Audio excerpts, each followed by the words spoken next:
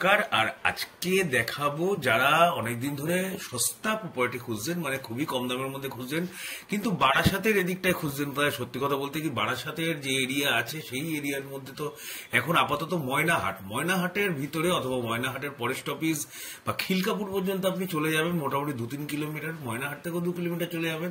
তো সেখানেও আপনি দেখবেন যে হাঁটা পথে মোটামুটি 5-7 মিনিট হাঁটবেন, সেই হাঁটা পথে কিন্তু আপনি মোটামুটি 5-7 লাখ টাকার কমে জমি সেখানেও পাওয়া যাচ্ছে না, এতটাই ক্রাইসিস। তো এটা আছে মিরহাটি, ঠিক আছে। মিরহাটি যে বাস স্ট্যান্ডটা আছে, মানে সন্তোষপুরের আগে স্টপেজ, বারাসাত স্টেশন থেকে মোটামুটি আপনি 6 কিলোমিটার ধরে রাখতে পারেন। বারাসাত স্টেশন থেকে 6 কিলোমিটারের মধ্যে 6 থেকে 7 কিলোমিটারও হতে পারে।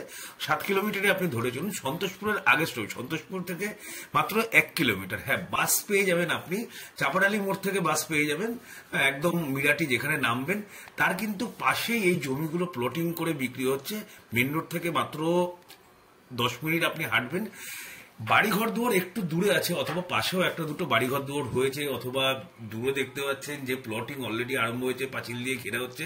কিন্তু আজ থেকে 2 থেকে 3 বছর পরে মনে হয় এখানে সব জায়গায় কিন্তু বাড়ি হয়ে যাবে, যা জমি জমার কন্ডিশন, যা চাহিদা। আর সত্যি কথা, যারা আপনারা চান 10 লাখ টাকায় বাড়ি, 12 লাখ টাকার বাড়ি, বারাসাতের আশেপাশে হোক, ঠিক আছে। বারাসাত থেকে আপনাকে তো বাসে উঠতেই হচ্ছে, যদি আপনি নপাড়া চত্বরেও আসেন তাহলেও আপনাকে বাসে উঠতে হচ্ছে। তো এইখানে আপনি কিন্তু ভালো পজিশনে পাচ্ছেন। 8 ফুট রাস্তা আছে, ঠিক আছে। আপনার যে সাইডে এটা 8 ফুট রাস্তা আছে, এবং যেটা ফ্রন্ট রোড আসছে ওটা হচ্ছে 10 ফুটের আছে কি 12 ফুটের হবে। কিন্তু রাস্তা কিন্তু এখনো ঢালাই হয়নি, আমি দেখাচ্ছি, রাস্তা কিন্তু এখনো ঢালাই হয়নি।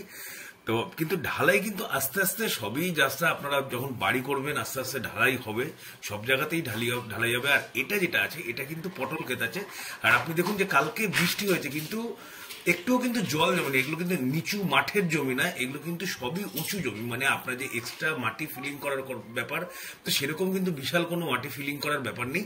আচ্ছা, রাস্তাটা আমি দেখাবো একবার। রাস্তার ফ্রন্টের কাঠা আছে মাত্র 2 লক্ষ টাকা করে কাঠা, ঠিক আছে। এই যে রাস্তাটা আছে, রাস্তায় কিন্তু গাড়ি টাড়ি সব ঢুকে যাবে। রাস্তায় ফ্রন্টে আপনি 2 কাঠা নিতে পারেন, 4 কাঠা নিতে পারেন, 2 লক্ষ টাকা করে কাঠা পড়বে। আর আপনার যদি মানে বেশি নেন তাহলে সেটা একটু কম পড়বে। আর যদি সেকেন্ড প্লট থেকে নেন বা থার্ড প্লট থেকে নেন তাহলে আপনার সেই ক্ষেত্রে রেঞ্জটা হবে 1,60,000, 1,50,000, এরকম ভাবে আস্তে আস্তে কিন্তু প্লট ওয়াইজ যতটা পিছনে যাবেন সেরকম ভাবে কমে যাবে আস্তে আস্তে। তা এরকম একটা প্রপার্টি যেটা আপনি ফ্রন্টে মাত্র 2 লক্ষ টাকার মধ্যে পেয়ে যাচ্ছেন, মাত্র 2 লক্ষ টাকায় আপনি 4 কাঠা নিন, আপনি 2 কাঠা নিন, তাও হয়তো ম্যানেজ করে দেওয়া যাবে, যেরকম পজিশনে যেমন থাকবে। তো যদি প্রপার্টি পছন্দ হয় অবশ্যই স্ক্রিনে দেওয়া নাম্বারে কল করে দেবেন। মাত্র 2 লাখ টাকা আর 3 লাখ টাকার মধ্যে, অর্থাৎ 3 লাখ টাকা আপনার বাজেট, আপনি 2 কাঠা জমি পেয়ে যাচ্ছেন। তা আমার মনে হয় না যে এরকম জমি এখনো আছে। তা যেগুলো আছে যাই হোক, যদি পছন্দ হয় কিনে রাখতে পারেন।